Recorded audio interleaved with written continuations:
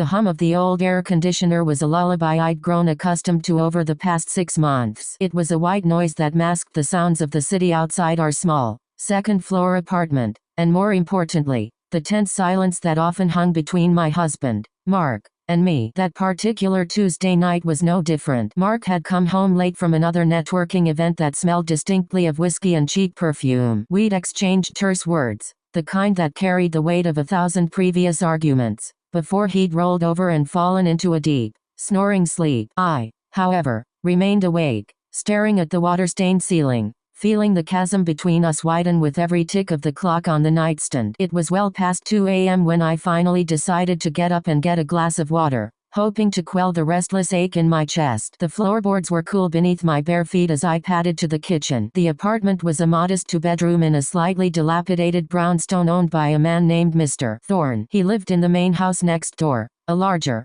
grander structure that seemed to watch over our smaller building like a stern parent. As I filled a glass at the sink, I glanced out the window. A light was on in Mr. Thorne's study, a soft, golden glow against the deep blue of the night. I wondered what kept him up. He was a quiet, reserved man in his late 40s, with intense gray eyes and a demeanor that was always polite but distant. He'd been nothing but professional since we'd moved in, fixing issues promptly but never overstaying his welcome. I sighed, pushing thoughts of our enigmatic landlord from my mind. My problems were right here, in this room, lying next to the cold, empty space in our bed. I set the glass in the sink and made my way back to the bedroom. But as I reached for the door handle, a faint sound from the living room made me freeze. It was the subtle, metallic scrape of a key turning in a lock. My heart hammered against my ribs. Mark was in our bed. We were the only tenants. No one else had a key. Paralyzed with fear, I stood in the dark hallway, pressed against the wall, as the front door swung open with a soft creak. A tall,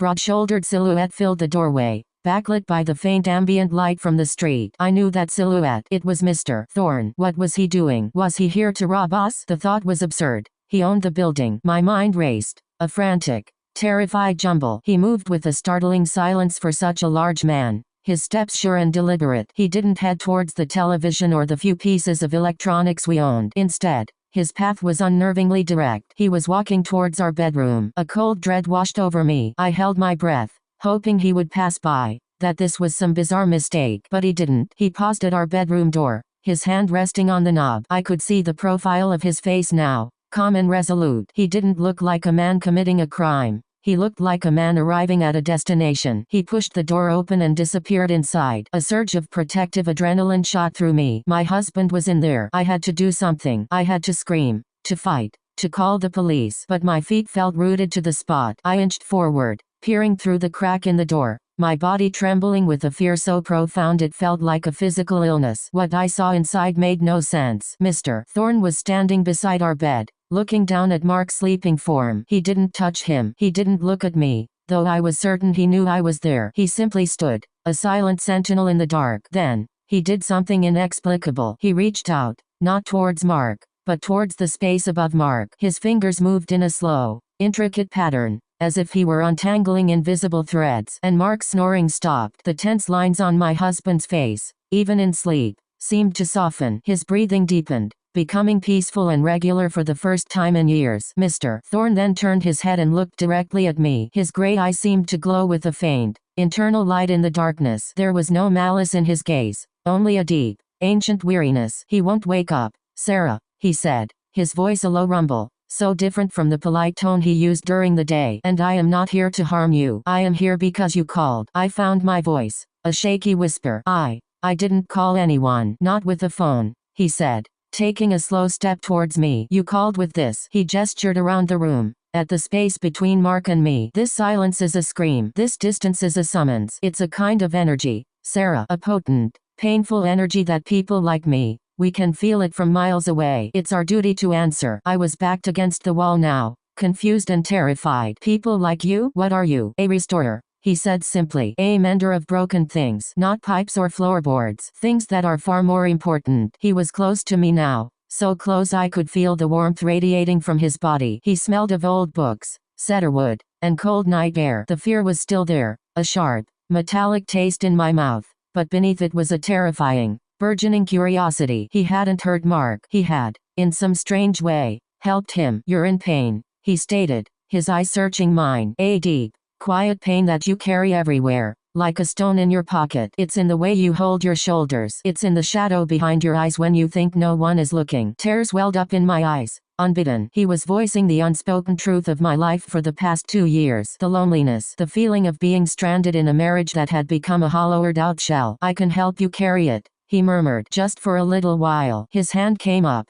and he didn't touch me, but hovered his palm just inches from my cheek. A wave of warmth, of profound and utter peace, washed over me. It was like stepping into a sunlit clearing after years in a cold, dark forest. The constant, low-grade anxiety that was my constant companion simply vanished. The tension in my neck and shoulders melted away. I felt a sob catch in my throat, not of sorrow, but of release. How are you doing this? I breathed. It is what I am, he repeated. He lowered his hand, and the intense feeling receded, though a lingering echo of it remained, a warmth in my chest. The energy in this room, your sorrow, it's a weight that is crushing you both. I can take it. I can transform it. He glanced back at Mark, who was sleeping the untroubled sleep of a child. He carries his own demons, his own failures. They feed off your shared silence. It's a cycle. Can you fix him? I asked, the words desperate and pathetic even to my own ears. I cannot fix people, Sarah. That is not how it works. I can only clear the static, absorb the negative resonance, so that you can both hear yourselves think again. What you do with that clarity is up to you. His gaze returned to me, heavy and intent. But your pain, it is the loudest. It is the one that called to me through the night. It needs a more direct intervention. He held out his hand, not to shake, but an invitation. Come with me. Every rational instinct screamed at me to run, to lock myself in the bathroom and call 911. But the memory of that profound peace, that fleeting moment of absolute wholeness, was a siren's call. I was a drowning woman, and he was offering me a breath of air. Hesitantly, I placed my hand in his. His fingers closed around mine, and they were warm and strong. A new current passed through me, not the soothing warmth of before, but something more vibrant, more alive. It was energy, pure and potent. He led me not out of the apartment, but into the living room. He guided me to the old, worn sofa and sat me down. He didn't sit beside me. Instead, he knelt on the floor in front of me, still holding my hand. This will feel intense, he warned, his voice low. I am not here as your landlord tonight. I am here as a conduit. I need to draw the pain out of you, to pull the splinter from the wound. Do you understand? Do you trust me? I looked into his gray eyes, and I saw no deception, no lust, no ill intent. I saw only a deep, abiding purpose. And in that moment, I did trust him. I nodded, my throat too tight for words. Close your eyes, he instructed. I did. The darkness behind my eyelids was immediate and total. Then, his other hand came to rest on my shoulder. The contact was electric. It was as if a circuit had been completed. A surge of power flowed through me, from his hand on my shoulder, through my core, and out through our joined hands. It wasn't painful, but it was overwhelming. It was power, raw and untamed. And with the power came the memories. They flooded my mind, not as painful recollections, but as tangible sensations that his energy was actively drawing out of me. I felt the sting of Mark's first forgotten anniversary, the crushing weight of him turning away from me in bed for the 100th time, the hollow ache of eating dinner alone while his chair sat empty. I felt the death of my father 2 years ago, a grief I thought I'd boxed away, and the subsequent loneliness that had eaten away at me. I felt the professional disappointments, the quiet fears about getting older, the terrifying question of whether this was all my life would ever be. Tears streamed down my face, hot and fast. I was feeling it all, every ounce of the sorrow I had buried. But I wasn't drowning in it. I was witnessing it being pulled from me, siphoned away by the incredible force of the man kneeling before me. He was a lightning rod for my suffering, drawing the storm out of me and into himself. I opened my eyes, blurry with tears. His face was a mask of intense concentration. A faint, silvery light seemed to emanate from his skin, and his eyes were closed. He was trembling slightly, not with weakness, but with the sheer magnitude of what he was containing. He was taking my pain, my history, my heartbreak, and he was holding it within himself. The comparison, the one from the title that had been a dark, secret joke in my mind, now presented itself with stark, humbling clarity. More powerful in bed than my husband. This was the real power. This was true intimacy. It wasn't about physical dominance or sexual prowess. It was about the strength to willingly take on another person's darkness, to look into the abyss of their soul and not flinch, to have the capacity to hold space for their most broken pieces. Mark had never had this kind of power. He could barely hold space for his own emotions, let alone mine. Mr. Thorne, in this unbelievable, terrifying act, was demonstrating a strength my husband could never comprehend. The torrent of emotion began to slow, the intensity of the energy flow diminishing. The painful memories were still there in my mind, but their sharp edges had been filed down. The weight was gone. The constant, humming ache in my heart was silent. For the first time in years, I felt light. Slowly, he opened his eyes. They were the same stormy gray, but they seemed deeper, as if they had absorbed some of the darkness he had taken from me. He looked exhausted, his face drawn. He released my hand and my shoulder, and the connection was broken. I felt a momentary sense of loss, a cold emptiness where his warmth and power had been. "It is done," he said, his voice hoarse. "The debt is cleared. The energy is balanced." I could only stare at him, my mind reeling. You took it," I whispered. "You took all of it." "I am a vessel," he said, pushing himself to his feet with a slight grunt of effort. "It is what I was made to do. It will not last forever. The world will try to fill you with noise and pain again. But now you know what silence feels like. Now you know you can find it again,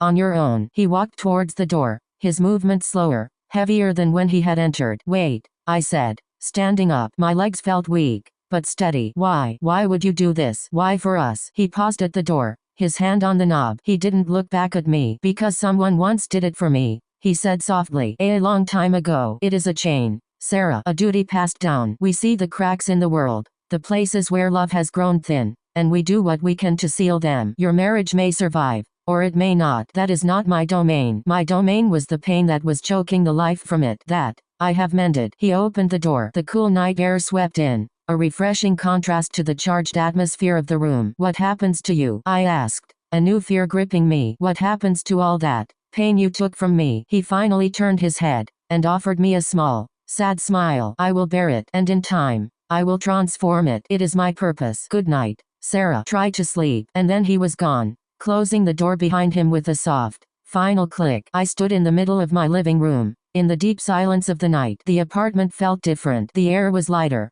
easier to breathe. I could hear the gentle hum of the air conditioner again, but it was no longer a mask for silence. It was just a sound. I walked back to the bedroom. Mark was still asleep, his face peaceful. The anger I usually felt looking at him was gone. In its place was a quiet, clear-eyed pity, and a nascent sense of possibility. Mr. Thorne was right. He hadn't fixed Mark, and he hadn't fixed our marriage. He had fixed me. He had given me back to myself. I lay down on my side of the bed, not touching Mark, but not feeling the usual miles of distance between us either. I stared into the darkness, not with despair, but with a strange, burgeoning hope. The landlord had sneaked into my room late at night, and he had been infinitely more powerful than my husband. But his power had nothing to do with the physical and everything to do with the profound, the spiritual, the deeply human capacity for healing. He had not come to take anything from me. He had come to give me back what I had lost, myself. As dawn began to tint the horizon with shades of rose and gold, I finally understood. The most powerful act is not to dominate,